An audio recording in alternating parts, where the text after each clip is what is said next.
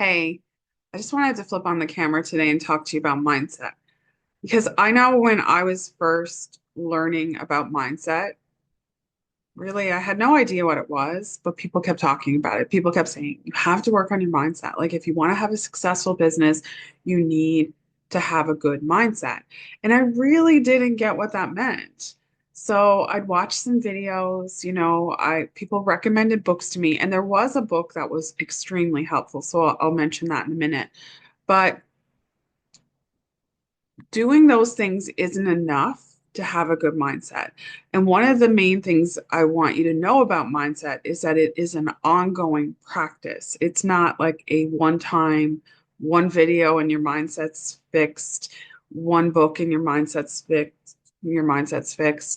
That it's an ongoing practice, and there are all kinds of tools to help you with mindset. And you kind of need to find your way and think about what is it that is going to be the thing that helps you, and then continually look for new tools and resources.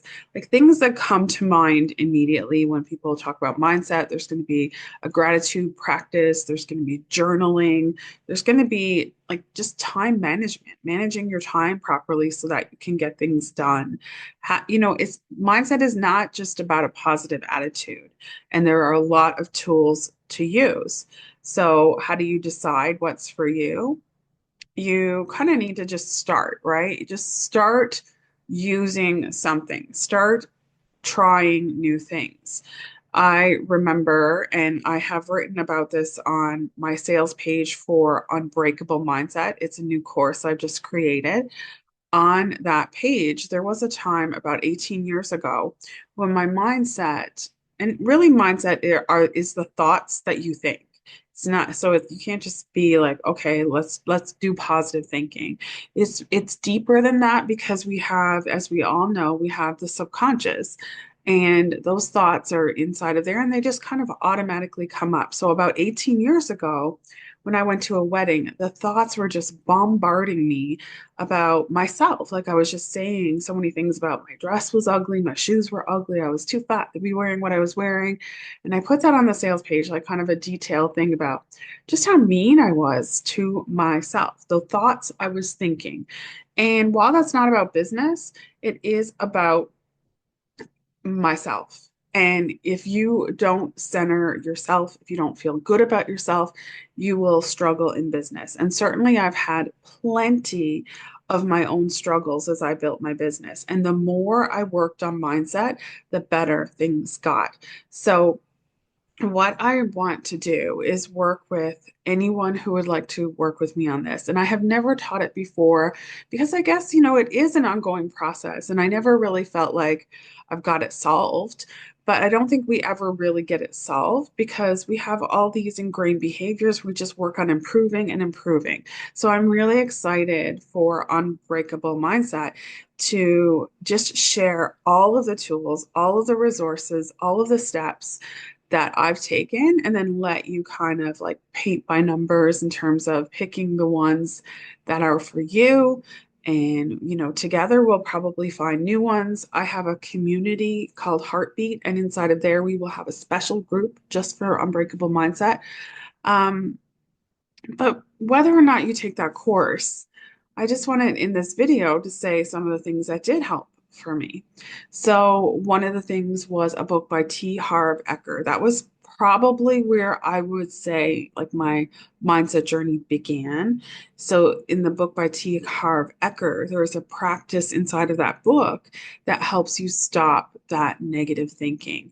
And it was about negative thinking overall, but I still had that self-talk that was really, really detrimental to me and, my progress, my success, my relationships, my parenting, everything, right? So I read this book, I did the practice inside, and that made a huge, huge difference.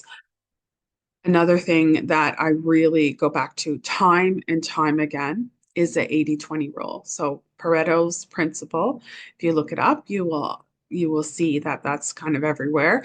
And this 80-20 rule is that we get 80% of our results from 20% of our action.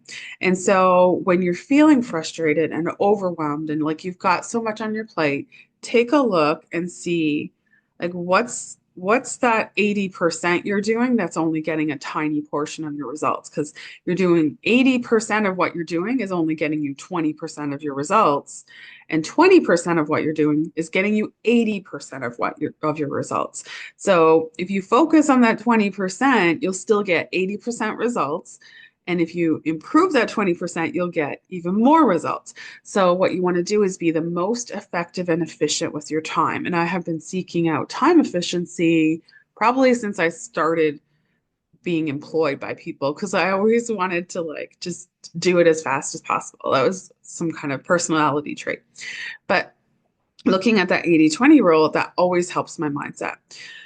Another thing that I have found to help my mindset, and my whole business is about lifestyle freedom. And the Wheel of Life is something I discovered. I know Tony Robbins also teaches it, but I discovered it from a little workshop in a little town I used to live in. And I went to the workshop and we did a Wheel of Life as part of this workshop. And so what I do is like you make this Wheel of Life and you can go to Google to find this. They have templates on Canva and you make this like priority starting. So what does this have to do with mindset? When you're starting to feel overwhelmed in life, in business, and you create this wheel of life, and you will start to realize you don't have to do all the things. And so that mindset, you can move that into, okay, what are my priorities? What can I focus on? What's really important? And that, that whole wheel can help you identify those things, and then you just focus on your priorities and you can let other things go for a little while. I think often when we're having this negative mindset, we're feeling overwhelmed, we're feeling frustrated, we think we have to do everything all the time, and that's just not true. Another thing that I use for mindset is gratitude. Um, kind of sad story, very sad story. I had a friend who's like my age pass away from cancer a few years ago.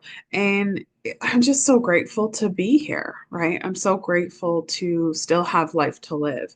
And I think keeping that in mind, it's an easy thing to come back to for me because I have that experience. But if you don't, there's still so many things to be grateful for, so many things to think about those good things. So that's the positive side. So having a good mindset is not about toxic positivity, but it is about positivity. Things will come up that you have to deal with, but how you approach them is so important.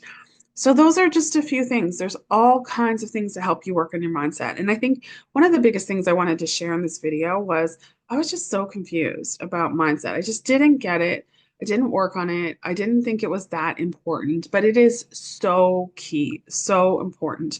So I just wanted to share that with you today. I hope this video was helpful. If you liked it, like and subscribe. I'm going to start saying that, even though it sounds so silly. But no, it doesn't sound silly. Those of you who say it, you sound just good. But please like and subscribe if you do like this video, and I will talk to you soon.